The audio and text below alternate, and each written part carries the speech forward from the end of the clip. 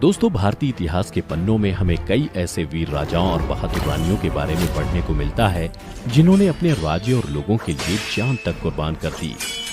वहीं कई शासक ऐसे भी हुए हैं जिन्होंने पराक्रमी और प्रजापालक होने के बदले अपना पूरा जीवन अय्याशी में गुजार दिया। आज की इस वीडियो में हम आपको भारत के कुछ ऐसे ही अय्याश राजा महाराजाओं के बारे में बताने जा रहे हैं जिनके बारे में जानने के बाद आप हैरान रह जाएंगे। नमस्कार दोस्तों, द मिस्टिका लैंड पर आपका स्वागत है। हमारी सूची में सबसे पहला नाम है पटियाला के महाराजा भूपेंद्र सिंह का। ऐसा माना जाता है कि उनका सबसे बड़ा शौक सुंदर लड़कियों के साथ समय व्यतीत करना था। सुंदर औरतें और काम वासना पटियाला के महाराजा की सबसे बड़ी कमजोरी थी। 38 सालों तक पटियाला पर राज करने वाले भूपेंद्र सिंह ने 5 शादियां की थीं और ऐसा माना जाता है कि उनके पास 350 से ज्यादा रखैल थीं। कुल मिला के महाराजा भूपेंद्र के 88 बच्चे थे।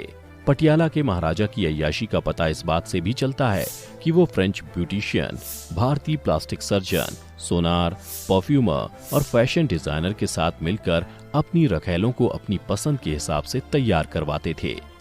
इन सब बातों का खुलासा दीवान जर्मनी दास की किताब महाराजा से हुआ है, जिसमें जर्मनी दास ने राजा महाराजाओं के किस्से खुल के बिना किसी लाग लपेट के बताए हैं। ये कमाल की किताब है, अगर मिल सके तो आप भी पढ़ें। जर्मनी दास महाराजा में ये भी लिखते हैं कि महाराजा भूपेंद्र सिंह नग्न पार्टियों के बहुत शौकीन थे। गर्मियों में अपने स्विमिंग पूल में राजा नग्न महिलाओं और मदरा के साथ जमकर अय्याशी करते थे। इन पार्टीज में नग्न औरतों के सीने पर मदरा उड़ेलकर शराब पी जाती थी और फिर उसके बाद सामूहिक संबंध भी बनाए जाते थे।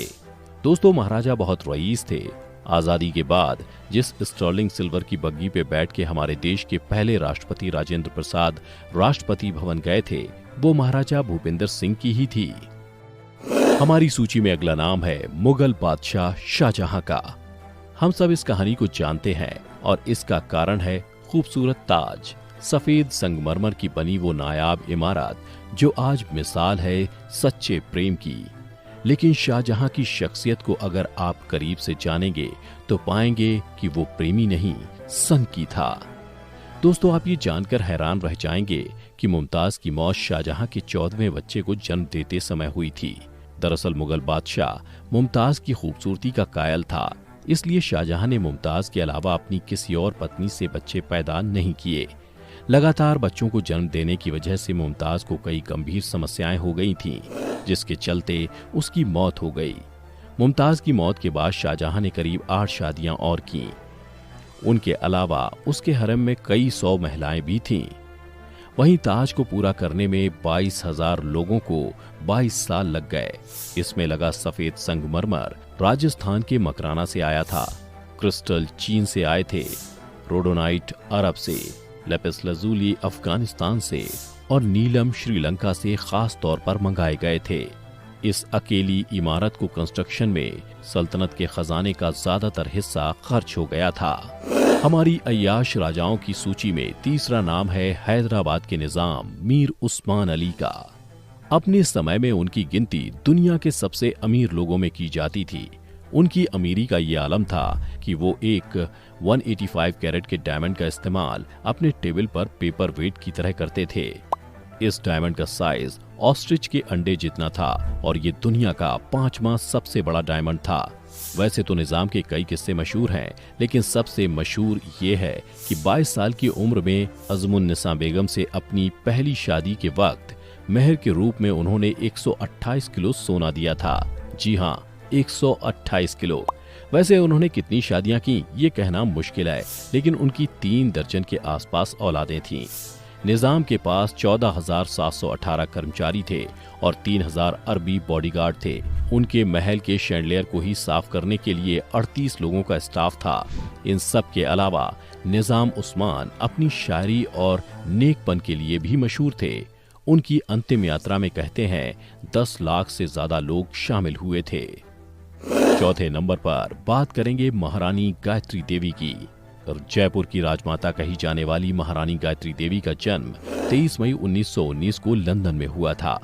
महारानी गायत्री देवी के पिता राजकुमार जितेंद्र नारायण कुछ बिहार के युवराज के छोटे भाई थे और वहीं उनकी मां इंदिरा राजे बड़ौदा के मराठा राजा महाराजा सयाजीराव गायकवाड़ तृतीय की इकलौती बेटी थी। गायत्री देवी के बारे में कहा जाता है कि वो एक बहुत ही बड़े शानदार महल में पली बड़ी थीं और उनके महल में लगभग 500 से ज्यादा नौकर काम करते थे। इसके साथ साथ गायत्री देवी को गाड़ियों और शिकार का भी बहुत शौक था। उनके बारे में ये भी कहा जाता है कि जब उन्होंने पहली बार चीते का शिकार किया तब उनकी उम्र महज 12 साल की थी। महारानी गायत्री देवी एक अच्छी शिकारी होने के साथ साथ एक बेहतरीन घुड़सवार और पोलो की अच्छी खिलाड़ी भी थीं। उन्हें गाड़ियों का भी बहुत शौक था। भारत में पहली बार मर्सिडीज W126 और 500 SEL को लाने का श्रेय उन्हीं को दिया जाता है। मर्सिडीज व रोल्स रॉयस जैसी गाड़ियों के साथ साथ महारानी गायत्री देवी के पास एक एयरक्राफ्ट भी था। 1940 में गायत्री देवी का विवाह सवाई मानसिंह द्वितीय बहादुर के साथ हुआ, जिसके बाद वो जयपुर की तीसरी महारानी बन गई थीं। लेकिन पति और फिर बेटे की मृत्यु के दुख ने महारानी को उभरने नहीं दिया। नंबर 5, इंदिरा देवी महारानी कूच बिहार। बड़ौदा के राज परिवार में जन्मी इंदिरा देवी का जीवन उथल पुथल से भरा रहा।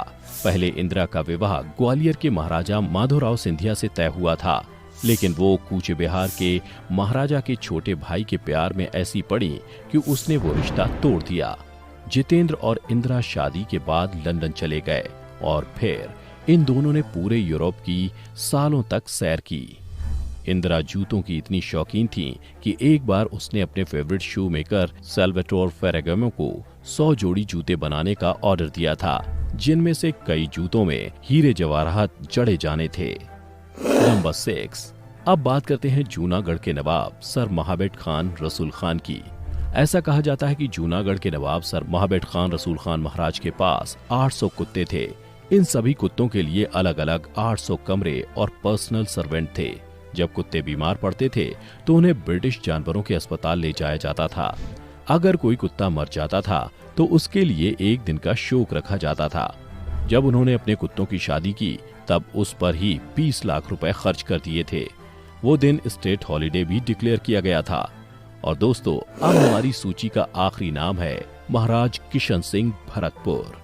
जूनागढ़ के नवाब की तरह भरतपुर के महाराजा किशन सिंह भी अपने अजीबोगरीब शौक के लिए जाने जाते थे।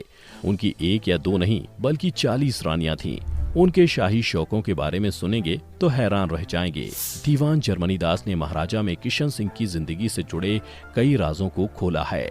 किशन सिंह को तैराकी का बहुत शौक था और उन्होंने अपने शौक को पूरा करने के लिए एक गुलाबी संगमरमर वाली झील बनवाई थी, जिसमें उतरने के लिए चंदन की लकड़ियों की सीढ़ियां बनी हुई थीं। राजा के स्वागत में निर्वस्त्र स्त्रियां सीढ़ियों पर खड़ी रहती थीं। इतना ही नहीं, सभी रानियां अपने हाथों में मोमबत्तियां लेकर नाचती थीं और जिसकी मोमबत्ती सबसे ज्यादा देर तक जलती रहती थी, उस रात महाराज किशन सिंह उसी रानी के साथ रात बिताया करते थे। क्या तरीका है रात के लिए साथी चुनने का। खैर दोस्तों, आज की ये वीडियो देखकर क्या आपको राजाओं की भोग विलास से भरी जिंदगी से जलन हो रही है या सोचकर हंसी आ रही है कि कैसे कैसे अजीबोगरीब शौक रहे हैं भारत के इन अय्याश शासकों के। जो भी लग रहा हो नीचे कमेंट करके अपनी राय हमें जरूर बताएं। लेकिन आपको बता दूं कि ये तो सिर्फ झलक है। अगर वीडियो अच्छी लगी हो तो ज्यादा से ज्यादा लाइक और शेयर करें